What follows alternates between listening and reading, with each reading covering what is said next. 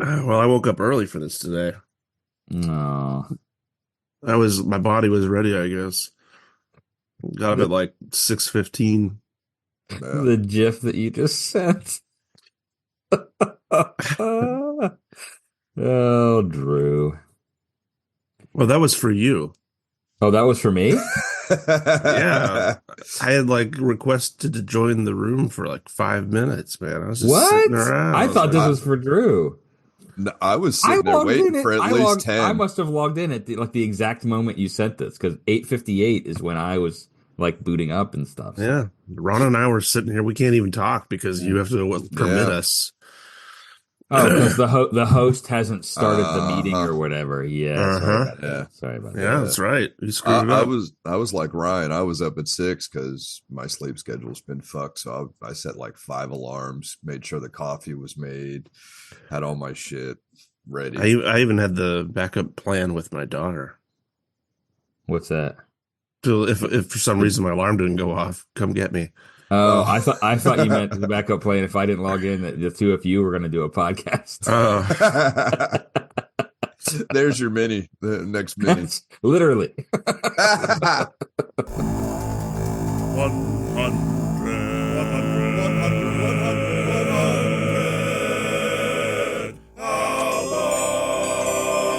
I'm Bert, I'm Drew. I'm Ron. I'm Ryan. and this is the 100 Albums Podcast, where we discuss the ins, the outs, and the absurdities of a poster that depicts 100 seemingly random albums. The only podcast that doesn't play any of the music we talk about. Hey, guys! Hey. Nothing, Hola. nothing compares to you. Oh, And you're a us. prince. Yes. We're back. Here we are for season 2, everybody. Get ready for the next 20 albums and other stuff that we sprinkle in. In case you forgot, we're going through this poster that depicts 100 albums that Drew got from his wife some time ago. We first went through this project by listening to and reviewing 2 albums a week for an entire year, and then sharing our thoughts and reactions with each other via video chat. Once we were done, we thought it might be fun to turn the project into a podcast. So this week, we're going to talk about I Do Not Want What I Haven't Got by Sinead O'Connor. Vibe check, guys. What are your first impressions? Yeah, I dig it. Really? Mm-hmm. I do dig it. Agreed. In a much bigger way than the first time around. Big Same. change for me. Oh, I'm fucking curious about this Let it go. now. Let it go, Ron. I wasn't looking forward to this one. I really dreaded this one. And after listening to it, I was just kind of like, okay. And that's my vibe. It was just okay. Hmm. I'm Bert? curious to see what you guys all put into it. So I think I'm probably somewhere between you guys. I'm not like super stoked about it. Like it wasn't, I didn't have an epiphany or anything like that, but it did hit me better than the first time around with the poster. And again, we've talked about this in previous episodes. It probably had to do with whatever mood I was in. You know, the first time around, it was a lot of, well, I'm going to listen to these albums, knock them out on my way to or from work and my commute or whatever. And this time, again, I'm able to do a more thorough, comprehensive listen. And so I did like it better. I'm probably going to change my rating a little bit, but I don't know. Drew and Ryan, you guys sound like you're like, oh, Well, no, something no, happened. no. No, No? I definitely liked it more than the last time, and that I was happy about that. And that, for the same reasons that you just mentioned, I put more time into listening to it. But Yeah. I think by and large, some of the music on the poster lends itself well to being in the background, and this is maybe not one of those. So you kind of have to do it, by actually sitting down and listening, which, we probably as a musician wish I should do that all of the time, but life doesn't allow that. Ryan, I'm gonna start calling those kind of statements by you your high C of the week, because that was such a good point, and it was exactly what I was thinking about my experience with it too. Like the first time I listened to it, I was working. I was, we all like to put on cleaning music, and this is not cleaning music. I wasn't focused enough to appreciate the music that I was listening to. and I panned it for that reason because it wasn't engaging my need to clean. That was not the appropriate time to be listening to it. So on second listen, I mean, I'm not saying it's one of my favorite records of all time, but now I get it. So I'll say that. Well, I will, to that point. You guys know that for work, I'm in the car a lot, but I'm not in long periods of time. There's a lot of start and stop. And the first time we did this album, I remember distinctly the last track, the I do not want what I haven't got. And I kept getting in and out of the car. And I thought maybe the song had started over because it's the same melody. And I'm like, is this still, did I screw something up? Is my phone broken? Because it just kept going and sounding exactly the same. But of course, if you sit down and actually listen to it, it's a very different experience. But anyway. All right. Well, hey, let's talk about some background first on Sinead O'Connor herself. So I had the idea that I should check out her memoir that she wrote in 2021 called Rememberings. And these are the opening 5 paragraphs. Quote, I can't remember any more than I've given my publisher, except for that which is private or that I wish to forget. The totality, indeed, of what I do not recall would fill 10,000 libraries, so it's probably just as well I don't remember. Chiefly, I don't remember because I wasn't really present until about 6 months ago, and as I write this, I'm 54 years of age. There are many reasons that I wasn't present. You can glean them here, or most of them. I was actually present before my first album came out, and then I went somewhere else inside myself, and I began to smoke weed. I never finally stopped until mid-2020, so yeah, I ain't quite been here, and it's hard to recollect what you weren't present at. Making music is hard to write about. I was present then, in the place deep inside myself that only I know. But if you could talk about music, you wouldn't need music, so perhaps the things I talk about here are not always music. But they are the sum of what I can recollect and tell from my youth until now. I have left some people out because I know they prefer privacy, and others because I want them to be pissed when they look for their names in the book and don't find them. Sinead Marie Bernadette O'Connor was born on December 8th, 1966 in Dublin. She was the third of 4 children. She talks of a tumultuous childhood. By age 9, her parents had split up. She lived with mom at first and then went to live with dad and saw mom only in the summers. She speaks of an abusive mother. For example, she would, when she was with her mother, living with her mother, she would lie and say that she lost her field hockey stick so that her mother wouldn't be able to beat her with it. She went through some minor criminal things, shoplifting, etc. Dad sent her to a school for girls with, quote, behavioral problems, then on to a couple of boarding schools. While at these schools, Sinead got further into playing and composing music. Singing was an escape for her, a catharsis. In Rolling Stone on October 4th, 1990, Sheila Rogers writes, to Sinead, though, singing was more a release than a pleasure. Quote, I remember when I was young, she says. I'd go out for walks and I'd sort of be making little songs up. I think I was so fucked up that I wanted to make noises or something, like shout and scream about the whole thing. I suppose that's how it started. It wasn't that I wanted to be a singer, it was just that I could actually express the pain that I felt with my voice, because I didn't have the facilities to express the pain that I felt in any other way. It was just all bubbling up in there, and it had to come out. Sinead was a huge Elvis Presley fan. She cried when Elvis died, but then quickly turned to Bob Dylan. From her memoir again, quote, I like this Dylan man singing. In my head, I call him Lebanon Man. He has an empty baby carrier hanging open across his chest. I slip myself in. His voice is like a blanket. He's really tender and he loves girls. I have his chest to fall asleep on. In 1982, one of her teachers at Mayfield College School asked Sinead to sing at her wedding. She sang Evergreen by Barbra Streisand. This caught the ear of the bride's brother, Paul Byrne, who's the drummer for a band called In Tuanua. O'Connor and Burns struck up a friendship. She co-wrote and helped record In Tuanua's first single, Take My Hand. Since the band felt that Sinead O'Connor, at the age 15, was too young to join their band, she instead formed a different group, Tauntaun Macoute, M-A-C-O-U-T-E. That band moved to Waterford while Sinead O'Connor attended the Newtown School, but she soon dropped out of that school, and they all moved to Dublin, where their performances received positive reviews, largely due to her vocals. Her performances with Tonton Macoute brought her to the attention of the music industry, and she was eventually signed as a solo artist to Ensign Records. She also acquired an experienced manager, Fakna Okale, former head of U2's Mother Records. Mm-hmm. That is around the time when she shaved her head and got that iconic look, because the folks in the record industry were asking her to appear to be more feminine, wear dresses and that kind of stuff. And she was like, fuck you, and shaved her head. This album specifically, I Do Not Want What I Haven't Got, second studio album released in 1990. The album title, this is interesting stuff. The album title came to her in a dream. At age 18, Sinead's mother was killed in a car accident, and that hit her really, really hard.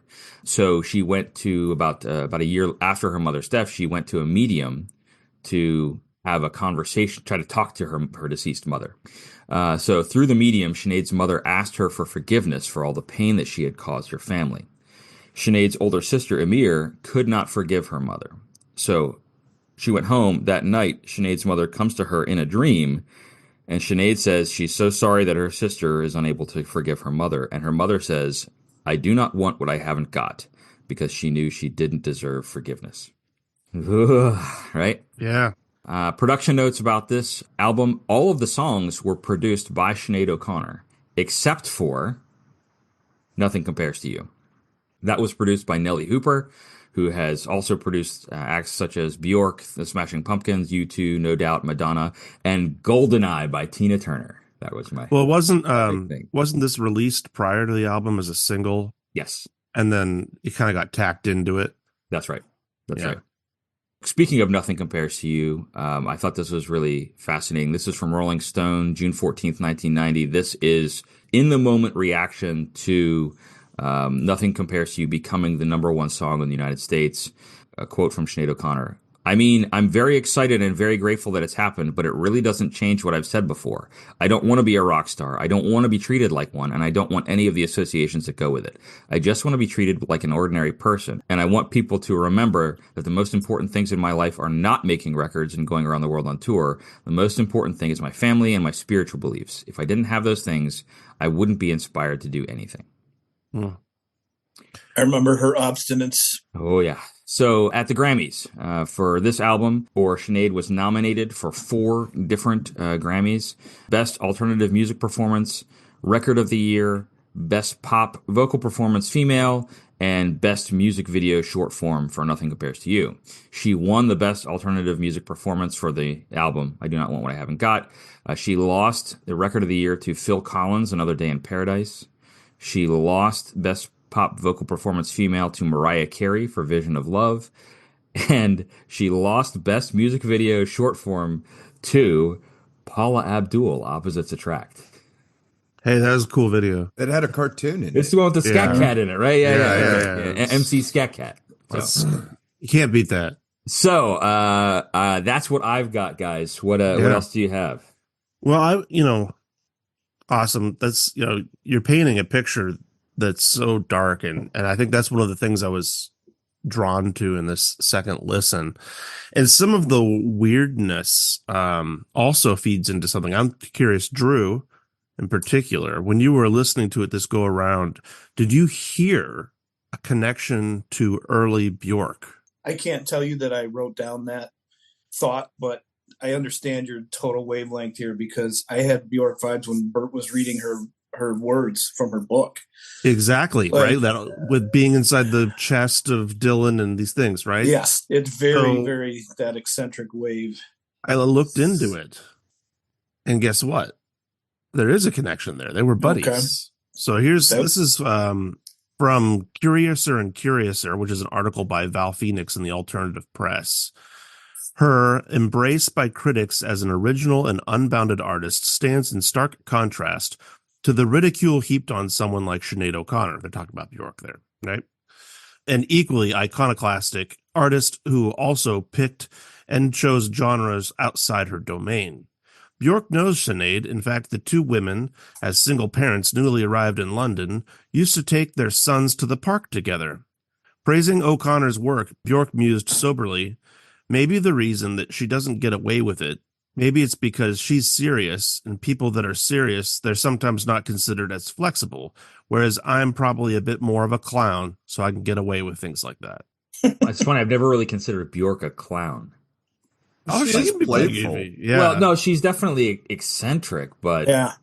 Well, I there's mean, even, no, definitely more than Sinead O'Connor. I would absolutely agree with that. But there's also, I guess, there's a photo of Sinead with the sugar cubes together, and then Sinead, actually, one of her albums, I can't remember which one, was released on Bjork's label, OLI. So Nice. it was good grabs, Ryan. That was not that. I love when my ear takes me into something that I didn't know existed, and that was a fun little journey. That's cool. That all checks out because there were two women in, let's just say, Europe, solo women. I mean, Bjork came for the Sugar Cubes, but Sinead didn't come from a band, did she? No. Well, I mean, not in the same way. Yeah. Yeah. I mean, she was in the band like previously, but she wound up doing kind of going right into a solo career. So they needed each other, you know. But yeah, very, very similar vibes. And musically, I'll go back for another listen and stop it, Leo. I'll go back for another listen and try to see if I can tap in musically to that because I love Bjork. So, but I like Bjork calling herself a clown too. Is in a way how I feel about Sinead O'Connor. I know her music may not feel this way, but I really feel like she's more of like a punk icon than a pop icon. And we'll talk a little bit more about that later, but she is punk as fuck. Like there are few artists that I would say are more punk than her, even inclusive of people like the Sex Pistols and like kind of punk icons or whatever, right? And we'll talk about that in a little bit later. And people who walk the walk. You know? Exactly. Like that's the difference. And one more thing, I think Bjork's use of the word clown Bjork uses funny words all the time, and I think that's not the right word to describe what she meant. Rather that she doesn't take herself so seriously. Maybe that's how I hear that. And that Sinead did, and so people get so intimidated in music, especially in art. If you're not like, just every now and then goofing around, people just turn you out because it's too intimidating and they don't want to hear it. They don't want to think. Well, and the other piece of it is that the topics that she was passionate about are not comfortable ones. Right. Yeah. That's you know what I mean? Like, and again, we'll get into that in a little bit. I just wanted to know, Drew, is R2D2 in the room with you? I don't know if you guys, one of the dogs was like, ooh. Oh, funny. I thought I was getting some. At least that's what I heard. I don't know. Well, Leo is allowed into this office with his mother and with his human mother. And I'm not letting him in. So he's throwing a fit. Gotcha. Leo. Yeah. Leo. He just urinated on the floor in anger at me. Man, I do that all the time. I was just gonna say, if I had a nickel, yeah, he did it on his pee pad though. If I had a nickel, that would be a really weird way to make money. Happens all the time, Ryan. Yeah, right. So hey, this is probably a good spot to take a small break. Ryan, do you have something that I do? Okay. Why, did you get something too? Well, so I think I previewed this via text with you. I've got something in the works, we'll say. Oh, okay, because I did. I got someone. It's not a surprise. We have a couple of sponsors that just have been reaping the benefits of our show, and so today, our episode of 100 Albums podcast has been made possible in part from the generous support of the George and George Theater. Come to the George and George Theater this summer for their 90s Tribute Band Festival. All of the greatest music of the 90s, featuring some of the best tribute bands we could afford. This 3-day, one-stage music festival is jam-packed with music. Tickets are on sale now at the George and George Theater website. And as a reminder, the George and George Theater in Branson, Missouri, celebrating their 20th consecutive season without relying on the celebrity Tony Danza to sell tickets. Now, they did as part of this, they sent me a list of most of the bands. I don't know if you guys would be interested in this, but like there are some killer. Absolutely, you guys know. Yeah, You've probably heard most of these because you guys are really into tribute bands as well. So with names this big, I actually can't tell which ones are the headliners, guys. This is going to be a killer one-stage production. We have Spirit Asylum, which is a Soul Asylum cover band. Saigon Punch. I think that needs much explanation. White Deadly Big Cat, which is a White Lion cover band. They have AM Dusk, which is the PM Dawn cover band. They only perform when the sun is up. UB greater than 60, because they assume you are. Home of Pain, which they just have a note here that says, "Pain makes this house a home." I don't know. They may be the title of their cover album. All But One. I guess they couldn't get all four guys to come. The Funky Bunch. Just the Funky Bunch. Belle Biv DeFoe. Willem Dafoe? Yes, featuring Willem Dafoe. Oh, I'm going to that one just for that band alone. They got Pearl Jellyfish, which is the music of Jellyfish sung by an Eddie Vedder impersonator.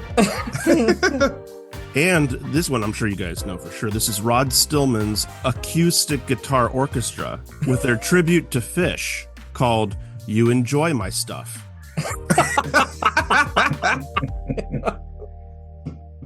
Oh, that's good. The old acoustics. Anyway, I'm planning on going. Tickets on sale. Just if nothing else, to see Willem Dafoe singing Poison. Highlights. Oh my gosh, that's funny. So it was visit my brother in Texas, and he had on like just a Amazon Music playlist or whatever, and PM Dawn came on, and I was like, set adrift on Memory Bliss with the Spandau Ballet kind of sample. Good stuff. So PM Dusk can bring that type, or I'm sorry, AM Dusk can bring that kind of vibe.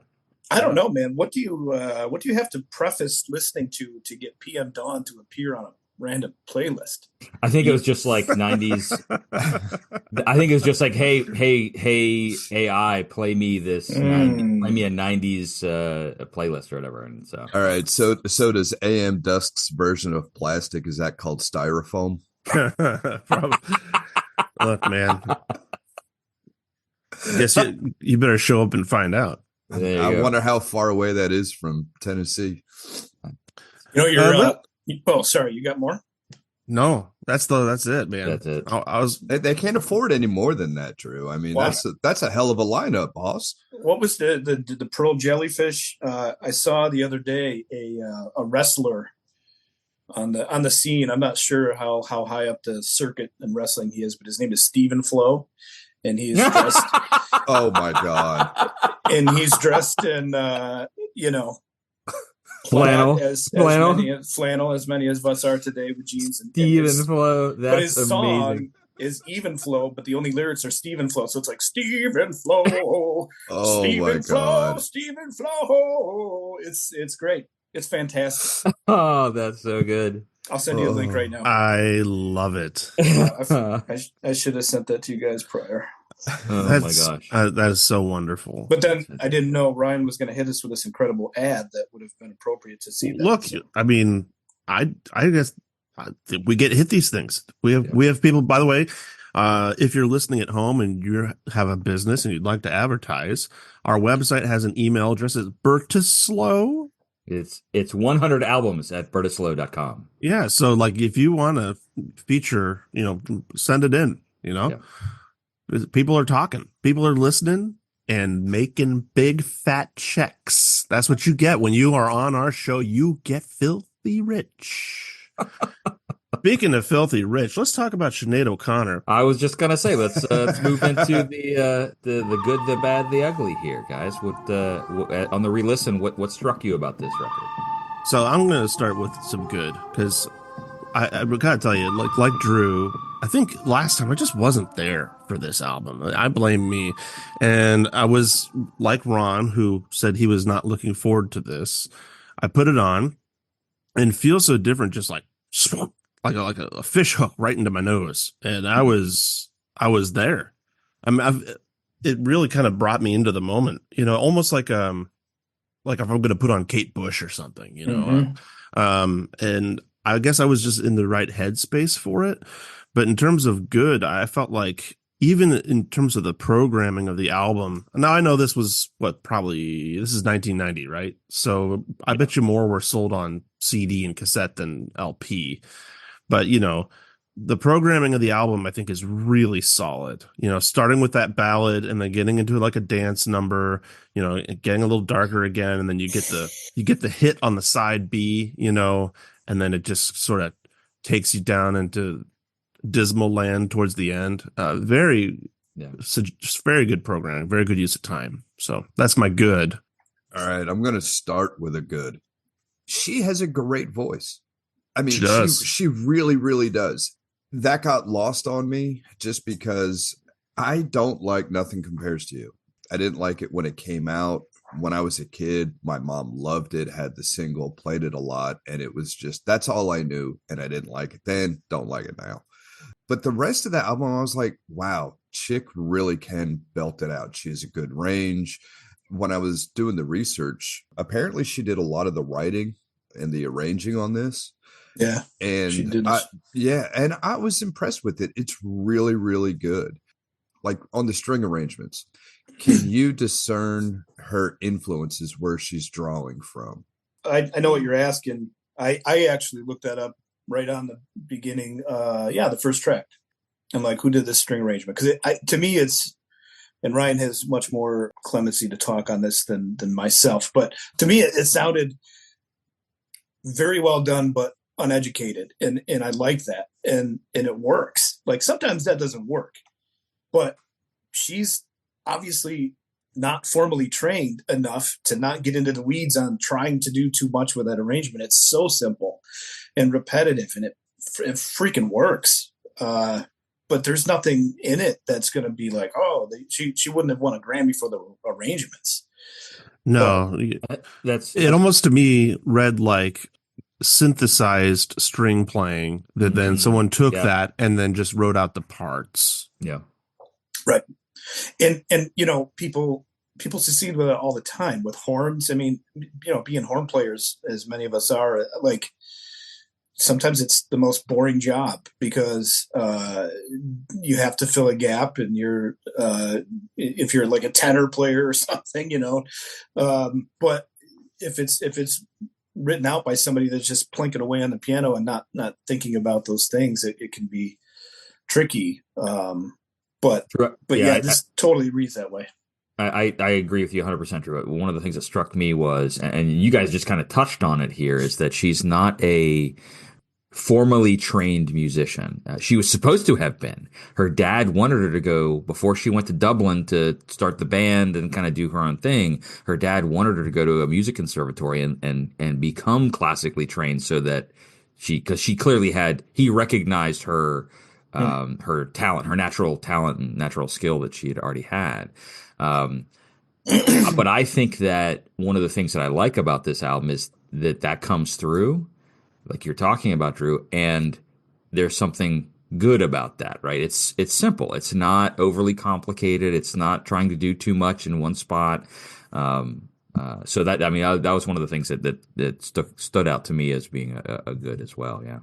It could have been a choice too. Maybe she does know more than we're saying, and she chose to make it that bare bones. I don't know, but it worked, and I definitely noted it as well as the rest of us here. Just because it's funny, and then in that day too, using strings like that. I mean, synth was driving everything, so that's a little special. I liked a couple of the songs so much that would be my good. Is like Babies. I don't write the full titles out, so I don't know if this is it's track 3. 3 Babies. Babies. Oh, 3 Babies. Yeah, I wrote that actually. Black Boys got a great sound. I didn't look into the lyrics on some of these. I wanted to read her poetry. But Okay, yeah. That's a good one to start with, Drew. time has evaded me this week. Yeah, I mean that not a hot take, but like we've talked about in the past, the music is first, and then eventually we might get to the lyrics. And I had to look up a lot of these lyrics. Yeah, I wrote that down several times. Look up the lyrics. Look up the lyrics. Look up the lyrics, and I just didn't get to it. So my bad. No. You'll get some length out of that later, I'm sure. The last day of our acquaintance. what a great hate song that was. Beautiful song, but like, man, just compared to the simplistic ways of saying it in this day and age, I think there's a lot of hate songs out there that just come out and say it, but that one is great. Yeah, I love Black Boys on Mopeds. Is some of the most beautiful poetry. I don't know, that was one that when that finishes the first side, you're like, huh. Mm-hmm. All right, so you read the words, like what's it about? Because I wrote on that one, what's the history behind this? It's kind of like a poetic verse about a specific time in like European history. So, and from a very localized point of view, I mean, to the point of talking, I think I remember about so-and-so's mother having to go out to get food at 5 a.m. for the kids, and so it's a very I don't know how to put it. It's a moment. It's a kind of a freeze-dried moment in time. And not in a good time. It talks about struggles, world struggles, community struggles. So this is actually the song title "Black Boys on Mopeds" refers to an incident in 1989 where police in Britain pursued a gentleman by the name of Nicholas Bramble under the suspicion that he had stolen the moped that he was riding. In an attempt to evade police, he lost control and crashed, and his death was ruled accidental. So her take is that they only suspected him having stolen the moped because he was black. Oh yeah, the last verse, and there's a lot of, I mean, you can. So this was 1990, right? And here we are in 2025, where there are still issues that persist where people are suspected of things simply because of the color of their skin. So unfortunately not a lot has changed, but that was what where the title of the song kind of came from. Now she also talks about I think there's some lyrics in there about Margaret Thatcher and some kind of 80s early 90s era Britain politics and that kind of thing. So yeah. So I'm listening to this album at night, going to a buddy's house, and it's, I don't know, about a half hour away, and there's a big long stretch of just 4-lane highway, and I'm just kind of cruising along, and the first track, Feels So Different, is really, really long, and that's my one kind of complaint to it. There's some really cool stuff in there, and I get to the second one, what is it, I'm Stretched Out on Your Grave or something like that, and it kind of lulls you, the first minute or two. It's got a good beat to it and all, but it has those sound effects that just kind of intermittently come in there. Thank God I went to the bathroom before I left, because one of them sound effects came in, scared the shit out of me, and I almost lost it on myself. I mean, I just got lulled, and one of them things came out, and I was like, "What sound effect? What are you talking about? Was it one of your own sound effects?" Yeah, I think. Oh, I swear it was that one. Because, I mean, there's just like these, and it's through that on the album, like there'll be like little sounds here and there. But I swear it was that one. Your vehicle is haunted. Yeah. You're making me question all of everything right now. It sucks because you can't go back and listen to it now. I know, right? Like I can't have it queued up of this is the moment where I almost pissed myself. I think given I just read the lyrics to that Black Boys on Mopeds. I think it's worthy of reading the last two verses here. First of all, she references again 3 cold babies in this. So that's an interesting point that I need to look into as well after this. But man, just it feels like Groundhog Day.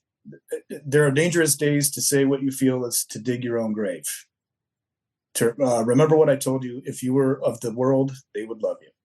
England's not the mythical land of Madame George and roses. It's the home of police who kill black boys on mopeds. And I love my boy, and that's why I'm leaving. I don't want him to be aware that there's any such thing as grieving. Not that I know England politics or anything like that, but it's just that's a that's a common thread. Like you were saying, Bert, this was 90. This is 2024, 2025, whatever year we're in right now. Dang. Yeah. Yeah. So we talked about some good. Anybody got bad, ugly? Ron? Or was that kind of what you were talking about with the song? The first one was "It Feels So Different" was a little bit long. Yeah, it's long, and I would have loved to have heard the end to that piece instead of a fade out. I kind of have a little bit of an issue with songs that fade out. I think songs should have a beginning, middle, and end. And that one, it was pretty.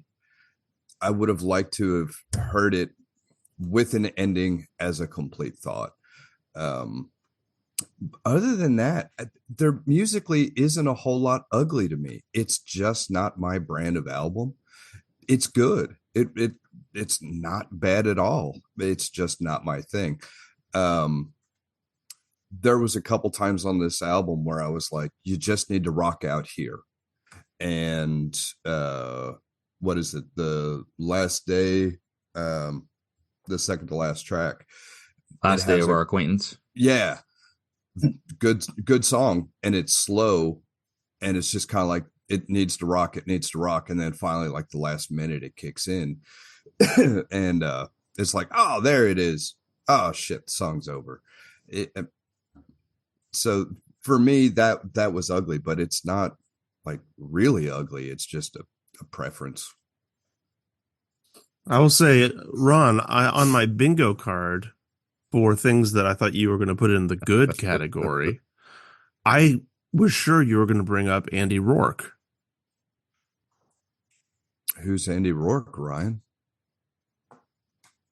Guitarist and bassist from the Smiths who plays all over this album. He's like an amazing bass player. Okay, that makes Look, sense. we're horn players, so I expect you to pick up the weight on anything that people strum. Really, well, one, not big on the Smiths. Probably something I need to look into. But I did make multiple notes. I love the bass playing on this album. There's some really good sounds. The I'm Stretched Out song, Jump in the River, has some good bass sounds. I actually very much enjoyed that. And there's a couple moments on this album where it could almost fit into a High Fidelity kind of soundtrack, kind of put me in that mind frame of independent artist, more organic stuff. And I did really enjoy that part of it. And thanks for calling me out on not knowing the Smiths. No, that's not. I just want you to do the work.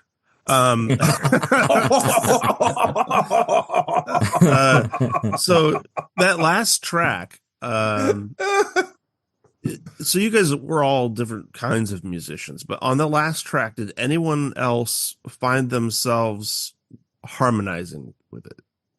No. I didn't take it that far.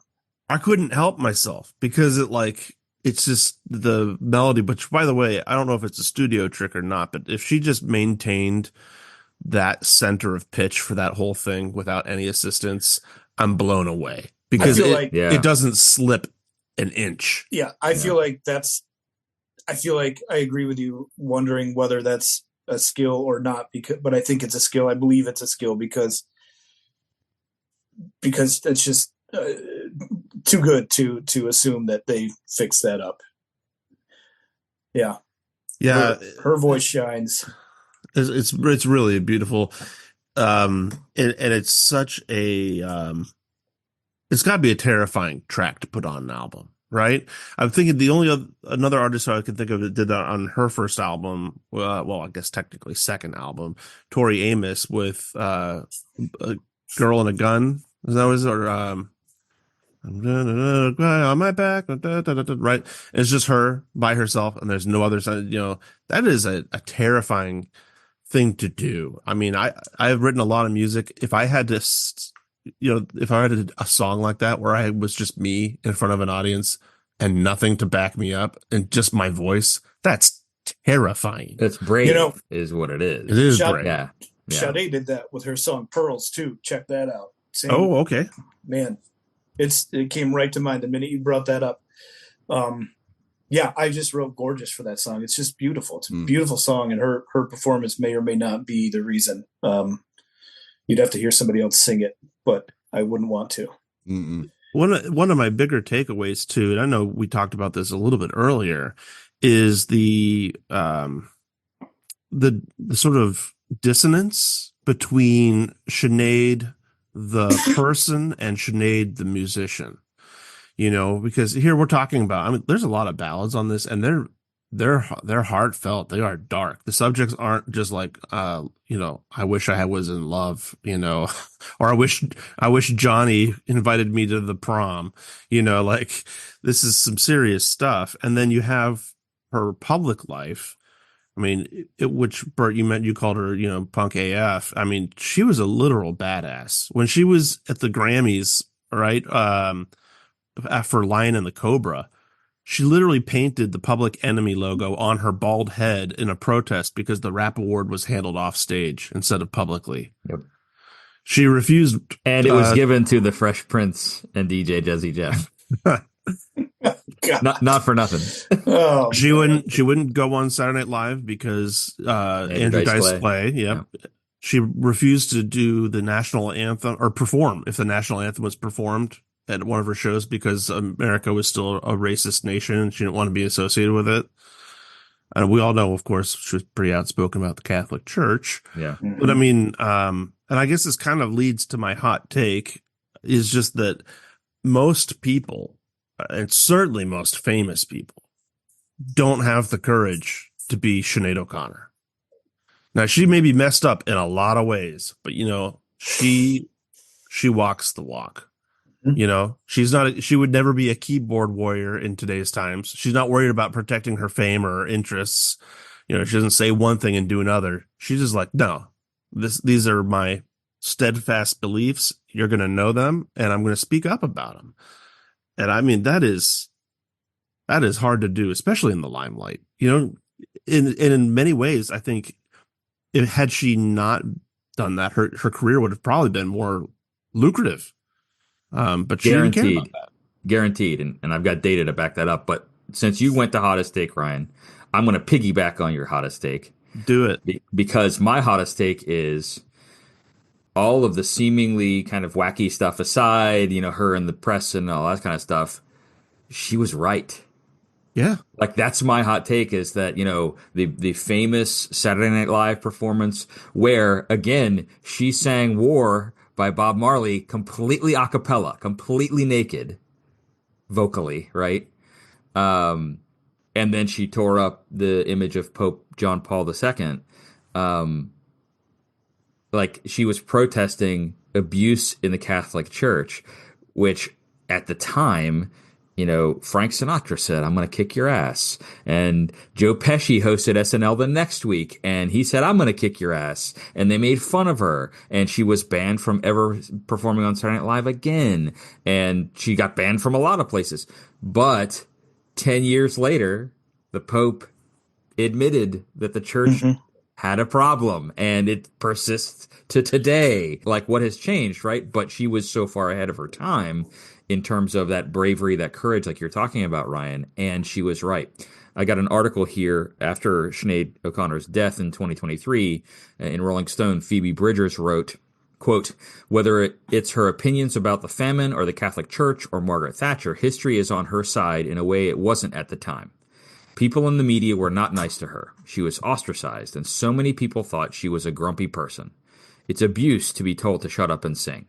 It's abuse to be worshipped and then hated. It's such a sad and heartbreaking story. Behind every famous woman are tons and tons of rape and death threats. She made a huge sacrifice for women and for musicians and for people who believe in things. Phoebe Bridgers, by the way, also an amazing musician. I don't know if you guys listen to her debut album, but it's great. But yeah. As I said, and she was right about all this stuff. In the New York Times on May 18th, 2021, Amanda Hess wrote, quote, "Few cultural castaways have been more vindicated by the passage of time. Child sex abuse and its cover-up within the Catholic Church is no longer an open secret. John Paul II finally acknowledged the Church's role in 2001, nearly a decade after O'Connor's act of defiance." In her memoir, Sinead then said, quote, "Everyone wants a pop star, see? But I'm a protest singer. I just had stuff to get off my chest. I had no desire for fame." So it's these kinds of things. It's like, and it's not a super hot take to say she was right, but because it's obvious that she was. But that, to me, that's just what's so striking about, not necessarily this album specifically, but the artist, right? She didn't care about any of the, the trappings of fame and success and all of that kind of stuff. She wanted to get a message out and talk about things that were important to her. And that, you're right, Ryan, there are very few people, let alone artists these days, who are that courageous and that brave. What did she die of? I want to say heart attack. I don't remember. There was some complications. I'm trying. It was a really rough ending. She was working on an album, and then her son committed suicide. Yes, and then she canceled the album and died not too long after that. Yeah. I'll have to. I'm sorry, I don't have that written down. Well, she was 56. It wasn't too much longer. Well, that's too long ago. It was just chronic obstructive pulmonary disease and bronchial asthma. Okay. Because she was, I remember, reading, she was pretty young. I mean, in your 50s is still pretty young. So I just couldn't remember. Well, she almost died in the 90s too. Yeah. She tried to kill herself when, who was she dating? Peter Gabriel. And wouldn't take it to the next level. Yeah. Really? Yeah, she struggled with a lot of mental health stuff throughout her entire life too. Depression. And I think that also fed into the media not backing her. I mean, she was already not exactly like what people were looking for, the pinnacle of a female artist, which is, was never fair, by the way, to female artists. But I was saying she was just about as far away from what they were trying to market. Well, look at 1990. This is like the peak of Madonna. This is Madonna doing what was the sex stuff. The book was called Sex and the album was called Erotica, or vice versa. I don't remember which, but this is like when she's going leaning full into sex as an artistic expression. And which is also which is absolutely valid. But when Sinead O'Connor tears up the picture of the Pope, Madonna, who at least formerly was Catholic, was one of the people who was criticizing her. Madonna, who is kind of doing all the sex stuff, so it's like kind of like, but no, you're absolutely right, Ryan. Drew, do you have something else? I was gonna say, since Phoebe Bridgers just came up, to slide Tom Waits into this episode. That's got to be a new topic. Is how do we fit Tom Waits into this conversation? Well, it lays right out every time. Just last night, my wife and I were sitting there doing what you do, looking at your phones, TikToks were going. I hear like 4 words. I'm going, that's Tom Waits. And I had to do some digging, but it was Phoebe Bridgers covering Tom Waits' The Day After Tomorrow from his Real Gone album. I don't know if she's taken a whole bunch of his songs. She was featured on that all-female cover album of Tom Waits too. I didn't even know that existed. You're the one that told me to listen to it. Well, I think I might have told you to. You're the one that told me to listen. If I could slap a picture on my screen. Scarlett Johansson did a whole Tom Waits cover album. I didn't know there was a compilation album of female coverings of Tom Waits songs. Did you say Scarlett Johansson? Yes. The actress? Yes. And as unimpressed as I was that she did this is a long time ago. She does a pretty amazing rendition of Falling Down, I got to say. But we should move on from Tom Waits because it's not his podcast. I'm just trying to get him one day to give me a call. And please stop talking about it. please check out Drew's sister podcast to this one, the Tom Waits / Scarlett Johansson podcast. No. Okay, really quickly. Hold on. No, you're gonna Ryan, you can sorry. edit this out later, which is fine. Come on down to the house. Women sing Waits. No way. And Phoebe's on there. A bunch of people are on. It's great. Amy Mann's on there.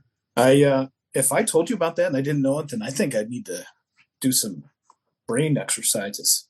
Okay. Well, you did, and it was a good recommendation. I believe you. So, okay. Well, you can kick that part out, Drew, or whoever you are, Bert, whatever. Here endeth today's Tom Waits lesson. Okay. Mm-hmm. So where does this album fit into the artist's career? This was the second of 7 studio albums, by far, like super far, the most successful. So this record, I Do Not Want What I Have Not Got, sold just under 5 million total albums. 1987's The Lion and the Cobra came in at second place with 750,000 albums. 1992's Am I Not Your Girl was 225,000. 1994's Universal Mother, 175,000, and so on. With her most recent one, 2005's Throw Down Your Arms, selling a whopping 7,500 albums. So, there's no comparison in terms of, the record sales. In some, nothing compares to it. Yeah, nothing compares to it. That's right. You beat me to it. In some, Sinead O'Connor has sold more than 6.2 million albums in the totality of her career. Results and ratings, individual scores. I gave it a 3. Drew and Ryan both gave it a 5 for an average of 4.33. We ranked this album 78.5 out of 100 albums. Second chance, I think we all kind of expressed some interest in changing our rating. I would probably bump it up to a 5, like 2 full points, because I think I was pretty harsh. Drew, Ryan, what do you guys think? Yeah, I think I'd bump it up maybe even a 1.5. I might go all the way to 6.5. Wow. Was my target. Yeah. Ron, how about you? How would you scale of 10? How would you rate it? I'm with you, Bert. I'd do a 5. Okay. Now, cool. Bert, you're reading those stats on the album, and I can't help but feel like it reminds me of a poster, secrets of the poster. Because this album, this is the peak very early on, and then a very drastic change in career path happening. Yeah. So I don't know, just saying. Poster, secrets of the poster. Yeah.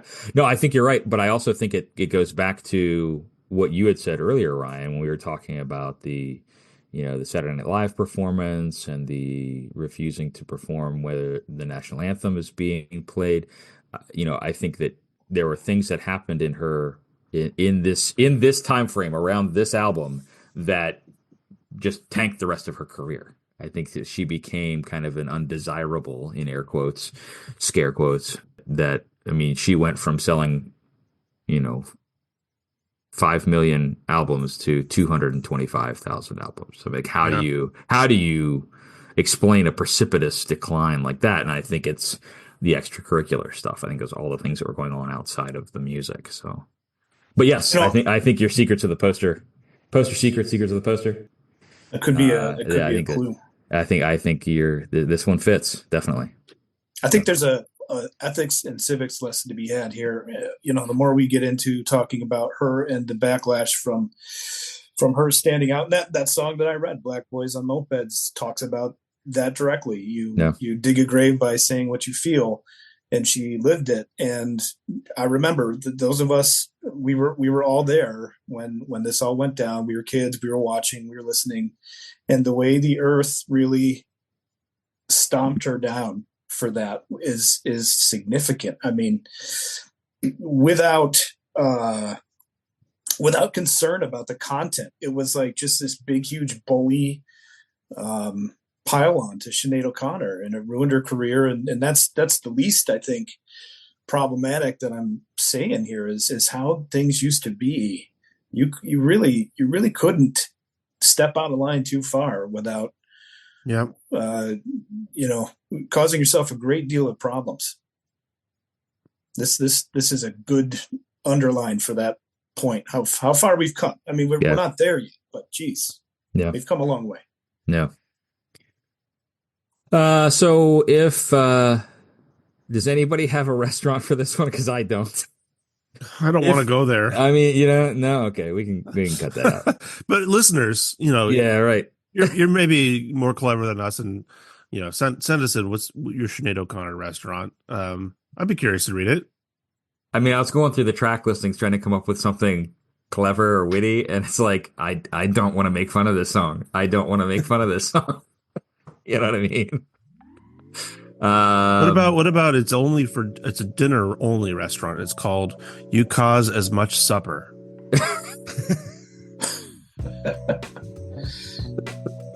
Yeah, hey, that works. That works for me. Sorry. Case closed. Well, hey, listeners, please now go out and listen to I Do Not Want What I Haven't Got. Let us know what you think. What did we get right? What did we get wrong? You can write to us at 100albums@bertislo.com.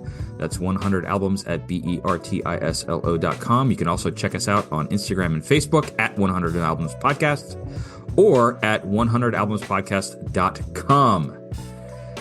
Next week, join us where we talk about The Prodigy and their album Fat of the Land. A little bit different vibe. A little bit different vibe next week.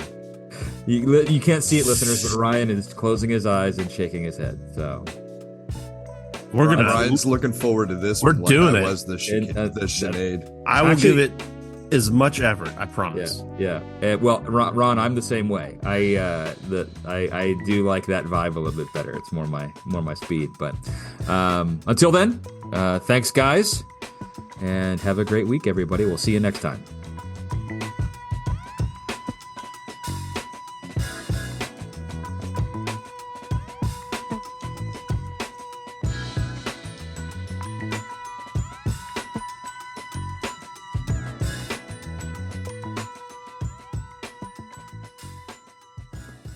Man, I was so close to coming up with a restaurant. Oh, you were? Oh, I'm sorry. No, I couldn't. I was just trying to use her name. It was Shaitan something, and you'd eat it. You'd eat it on a little park bench in a park where leaves in autumn were constantly falling over your head like the video to Nothing Compares to You. What about Three Babies Back Ribs? Yeah. Oh! That's why you abstained. That's why I didn't say it. That's gonna go in as the stinger on the end of the episode.